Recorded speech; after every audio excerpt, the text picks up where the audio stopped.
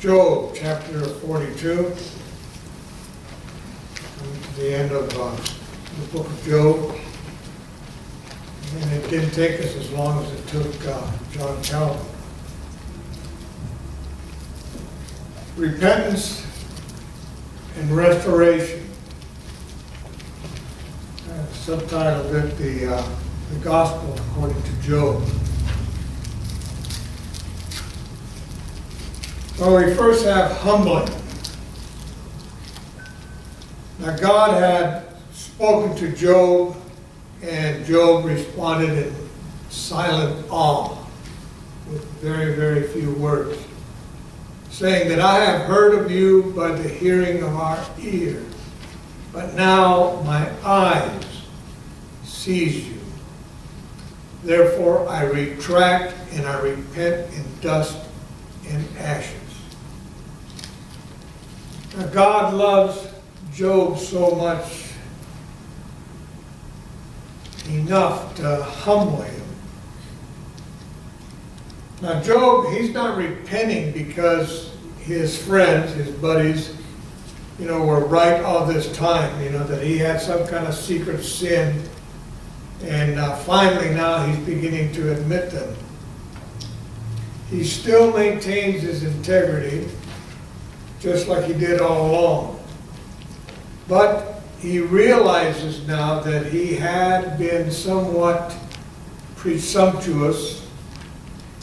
He'd spoken of things that he didn't really understand. And he rather overreacted. And this we get when he repeats God's words, when God says, "Who is this that hides counsel without knowledge?" And then Job continues, "Therefore I have declared that which I did not understand, things too wonderful for me, for which I did not know." So in the presence of God, Job bows down in silent worship. And this is a mark of the love of God he gives to us, where the creature really should be all the time. Now, most of us, we pray for what? We pray for success, we pray for ourselves, we pray for others, we pray for good exam results. I think we've all passed that stage for the youngins. We pray for good jobs and so on. The thing is, though, sometimes this can lead to pride.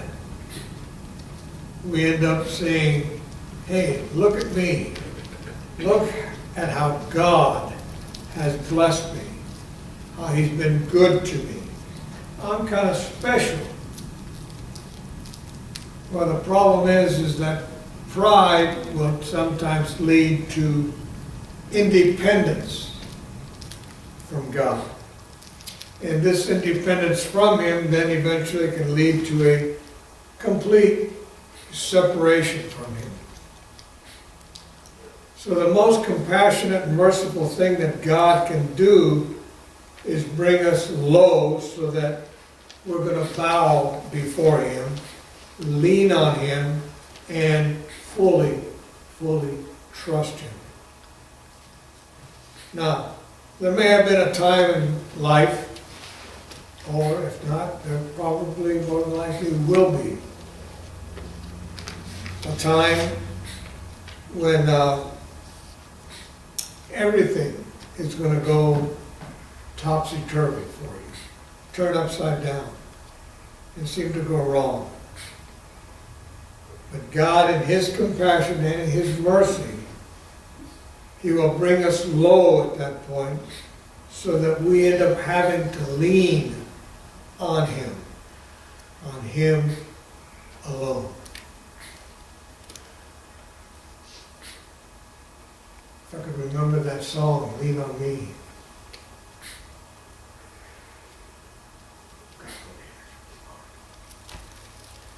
Well,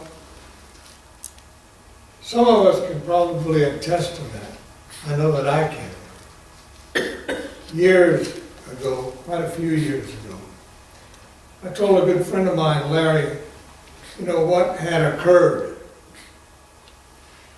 And I was expecting maybe a rebuke of some sort. And he just looked at me and smiled. He said, well, Paul, all I can say is God is up in heaven, wiping his hands and saying, well, we finally got to this point. Now, for the rest, for restoration. So we have that humbling time of our life. But then comes acceptance. And this is from verses 7 through 9. The Lord said to Eliphaz the Temanite, my wrath is kindled against you and against your two friends, because you have not spoken of me what is right, as my servant Job has. Now therefore, take for yourself 7 bulls, 7 rams, go to my servant Job and offer up a burnt offering for yourselves. And my servant Job will pray for you.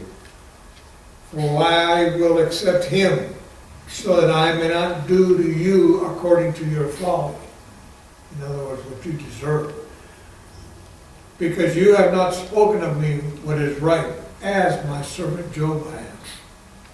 So Eliphaz the Temanite, and Bildad the Shuhite, and Zophar the Naamathite went and did as the Lord told them. And the Lord accepted Job. So Job's vindicated before God.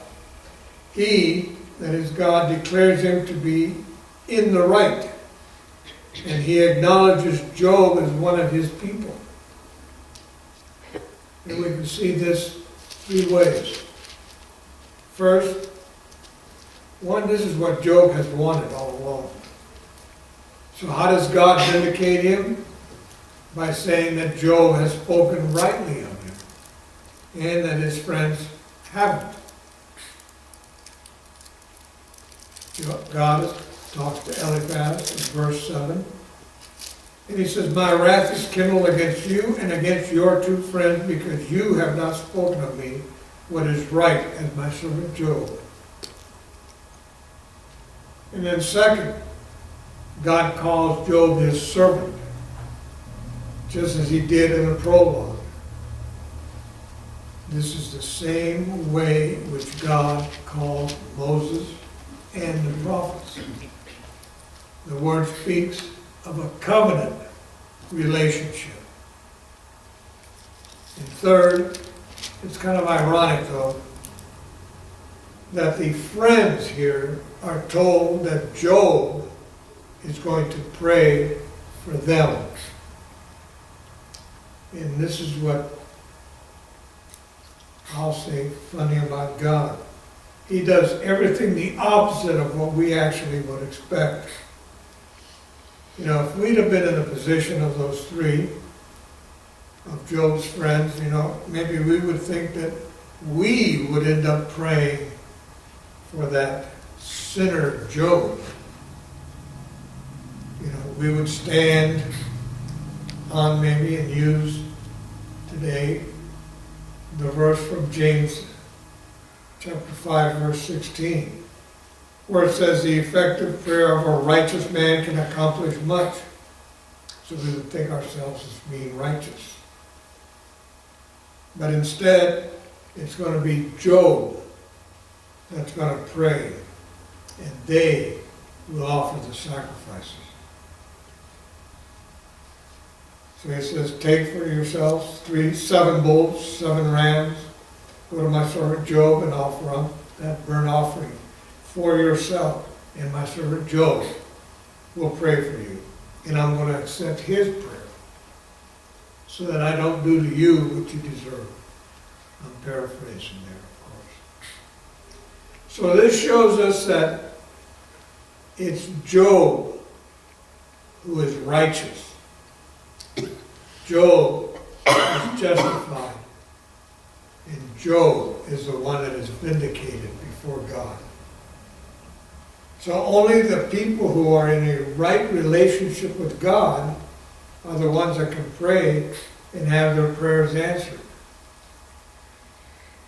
And that's from James 5, verse 16. Again, the effective prayer of a righteous man can accomplish much. Those who are in a right relationship with God. Now, Job, as we had seen much earlier, had wanted, he longed for somebody to represent him before God. Someone that could come in and argue his case for him. Well, Job now is acting as the attorney. He is the mediator. He is arguing for his friend. And this does what? It's a foreshadow of the only mediator between God and men. In 1 Timothy chapter 2, verse 5. It tells us there is one God and one mediator also between God and men, the man, Jesus Christ. So we can see clearly that God has accepted Job. It's like he's saying, hey, this man is mine. He belongs to me. And I'm going to make sure that he stays with me forever. And that's what Job has wanted all during his long ordeal, this drama that he had gone through. It's a mark of the mercy of God that he, that is God, has vindicated Job. So if we all are in Christ, God will vindicate us. Then in the end, there's blessing and restoration. Verses 10 through 17, the Lord restored the fortunes of Job when he prayed for his friends, and the Lord increased all that Job had twofold. Then all his brothers and all his sisters and everybody that knew him came before him, and they ate bread together. They had great gatherings at his house, and I paraphrase. They consoled him, they comforted him over all the adversities that he had gone through. And each one of them gave him a gift and brought him a gold ring. So the Lord blessed the latter days of Job more than what he had at the beginning. He had 14,000 sheep, 6,000 camels, 1,000 yoke of oxen, and 1,000 female donkeys. He had 7 sons, 3 daughters, and he named the first one Jemimah, the second Keziah, and the third Keren-Happuch. And in all the land no women were found so fair as Job's daughters. And their father gave them the inheritance amongst their brothers. And after this, Job lived 140 years. So how old was he when he went through this turmoil? Doesn't say. But now, another 140 after that. I take it. And his sons, he was able to see his grandsons in 4 generations. So that's up to his great-great-grandsons. So Job died an old man, full of days. Now some commentators say that Job ends in a rather anticlimactic note. Now most stories, novels, when you read them, movies that you see them, they always end up in some sort of tragedy. You read Shakespeare, Orwell, Hemingway. But this story, I'd say, almost ends up like a Disney fairy tale. Everybody lives happily ever after. God restores to Job all of his fortune and even greater than what he had before. This foreshadows ultimately the resurrection, the ascension, and the heavenly rule of our Lord Jesus Christ. God gives Job renewed celebrations. His isolation is replaced by the joyful return to life among others. God gives him a new and a bigger family with daughters that are of some legendary beauty. I would say super knockouts. Their names tell it all. Jemima, which means turtle dove or daybreak. Keziah means cinnamon or cassia, which is that wonderful fragrance. And then there's Karen Capuch. Now it means a jar of eye paint. All right, that doesn't tell you much, or a horn of beauty. But the idea is that she was so beautiful that she didn't need one bit of cosmetics at all in that arid land where they lived. So his life was double the normal 70 years. So God restored Job to the relationship, then blessed him. Job had cried out, back in verse 5, I have heard of you by the hearing of the ear, but now my eye sees you. Before he was blessed, Job bowed down while still in pain. It's not that God blessed him and then Job comes back and says, well, God, you are really a good God after all. I'm going to go ahead and worship you now. Job worshiped God because God is God. Then, in the end, Job gets blessed. So how often do we proclaim how good God is when we're doing well? When we receive some kind of blessing. I mean, that's all right. That's not being critical. But we do that. Everybody does that all the time. But do we proclaim his goodness? Do we praise him? Do we bow down before him when things are really going bad? When they're going south?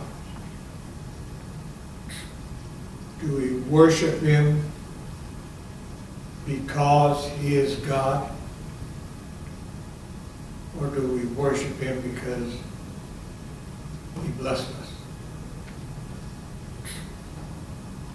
When Job worshiped, he doesn't have any proof whatsoever. He has no certainty that he would be blessed. He lives by faith. He doesn't live by sight. Do we, as the psalmist says, shout joyfully to the Lord? Serve the Lord with gladness? Do we come in before him with a joyful singing? Do we know that the Lord himself is God? Do we enter his gates with thanksgiving? Do we enter his courts with praise? Do we give thanks to him? Do we bless his name? Do we say, for the Lord is good? His loving kindness is everlasting, and his faithfulness to all the generations. Do we do that because we're in a cathedral where there are hundreds and hundreds of people? or we're in a small building, or in a small home church with just 10 people, 5, or when you're alone. We do it because He is God. Job's blessings is not a reward for worship. Our blessings are not a reward from God. He doesn't come down and say, well, look, y'all did a real good job here. You're doing really well. Now, here's what I promised that I would give you.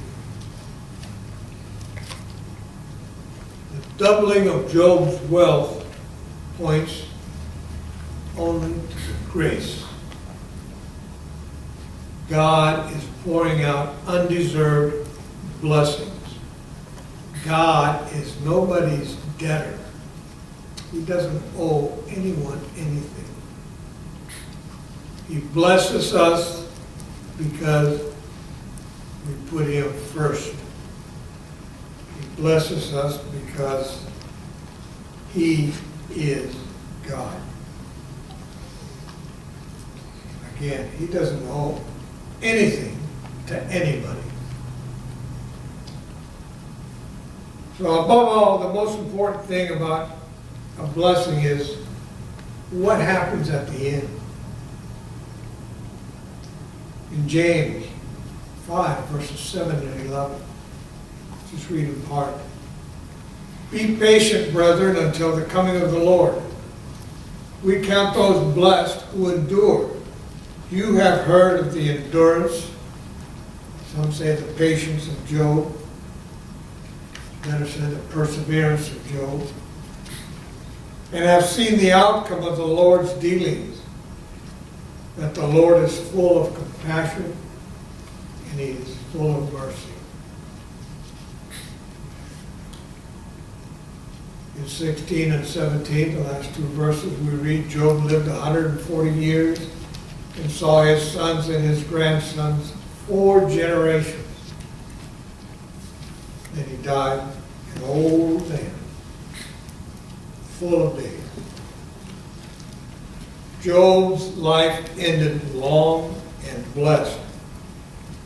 He was well rewarded as a warrior who won the great battle for God's glory.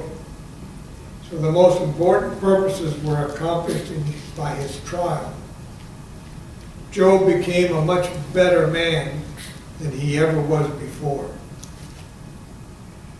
The British preacher George Morgan, he wrote that there is a great revelation here. It is that God may call men into fellowship with Himself through suffering, and that the strength of the human soul is ever that of the knowledge of God. So the life of a true Christian is warfare. All of it. And we hear that in Ephesians 6:12. You know, we don't struggle against flesh and blood, but against the rulers, against the powers, against the world forces of darkness, against the spiritual forces of wickedness there in the heavenly places. So it is waiting, being loved and humbled by God, being justified by Him in the here and now. But we have the expectation also of the blessing at the end. And when I was going through this, I thought of Easton, who's going through Army boot camp right now. Going through those trials, the hard training, but he has that expectation at the end of finishing, being graduated, and being rewarded.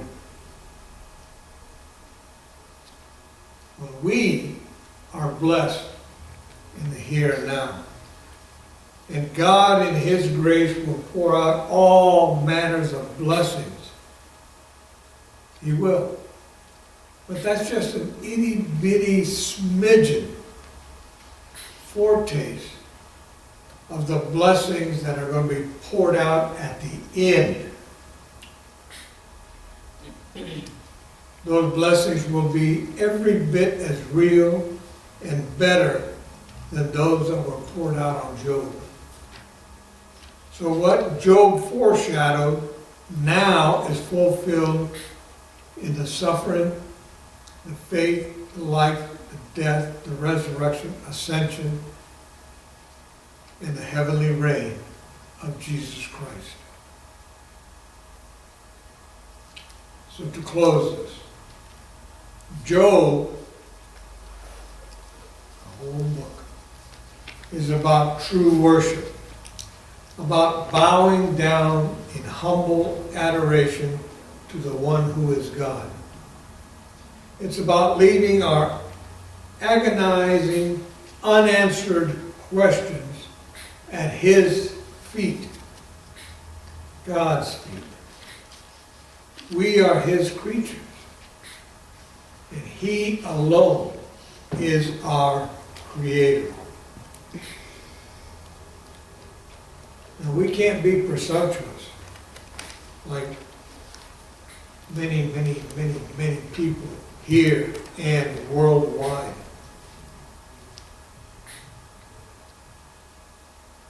Who believe that they can run this world better than God can.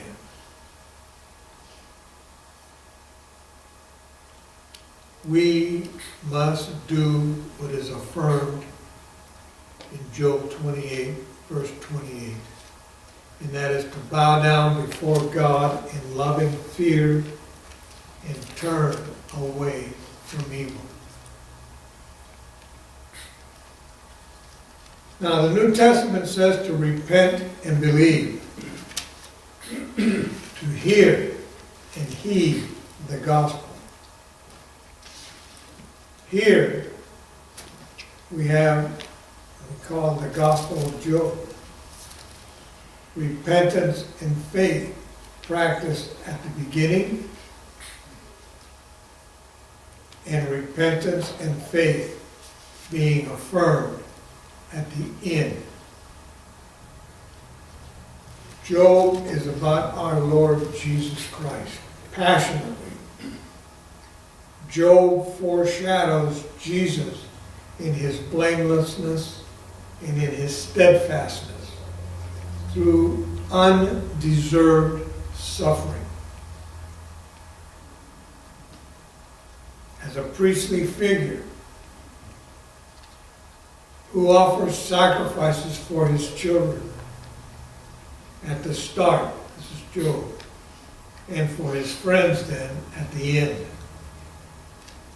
Job foreshadows Jesus, the great high priest. So Job is all about Jesus. It is also about every man and every woman who is in Christ. For each and every believer that's walking through this world in union with Christ. Job is an unavoidable part of the path of faith. So as you read through Job and you meditate on it, pray, ask to be given that grace to bow down, especially in those dark times, to the God who is God.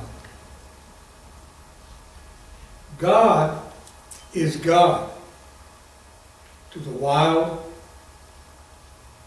evil, to what seems to be the random fringes of life. He is the only God that we are called to love. The only God that we are called to trust. In the footsteps of Jesus,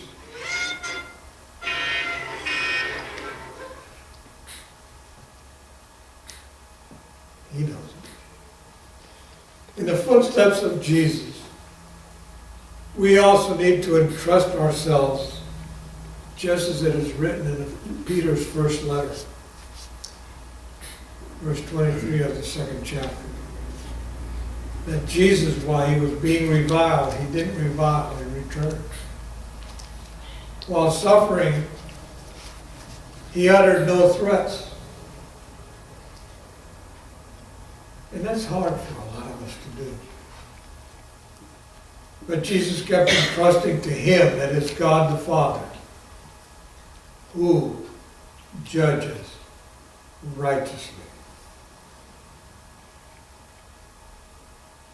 So we close, to God alone be the glory. Amen. We will have communion.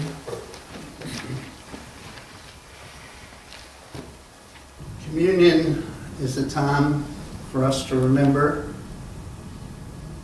and to celebrate and to reflect on the death, burial, and resurrection of our Lord Jesus Christ. I'm going to read from 1 Corinthians chapter 15, the first 8 verses.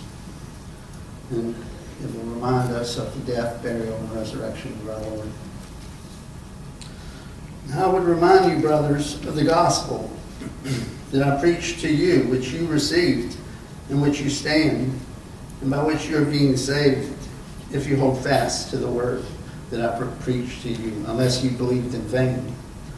For I delivered to you as of first importance what I also received, that Christ died for our sins in accordance with the Scriptures, that he was buried, that he was raised on the third day in accordance with the Scriptures, and that he appeared to Cephas, and then to the 12.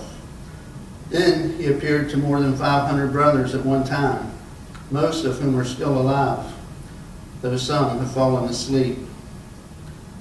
Then he appeared to James, then to all the apostles, and last of all, as to one untimely born, he also appeared to me. Communion is for any believer who believes, for any person that believes in the death, burial, and resurrection of our Lord Jesus, and that trust in the Lord Jesus Christ alone for his or her salvation. So in a minute, we're all going to come forward if you wish to partake, and get the cup and the bread and return to your pew and have a minute to reflect, a minute of self-examination. And then we'll all take it together. So whoever would like to partake, please come forward. Paul wrote in 1 Corinthians 11:23, "For I received from the Lord what I also delivered to you, that the Lord Jesus, on the night when he was betrayed, took bread, and when he had given thanks, he broke it, and said, 'This is my body, which is for you. Do this in remembrance of me.'"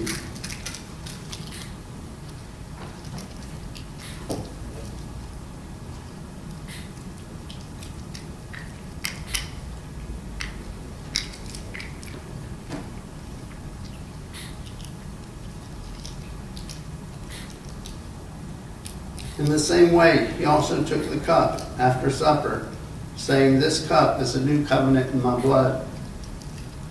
Do this as often as you drink it in remembrance of me. For as often as you eat this bread and drink the cup, you proclaim the Lord's death until he comes."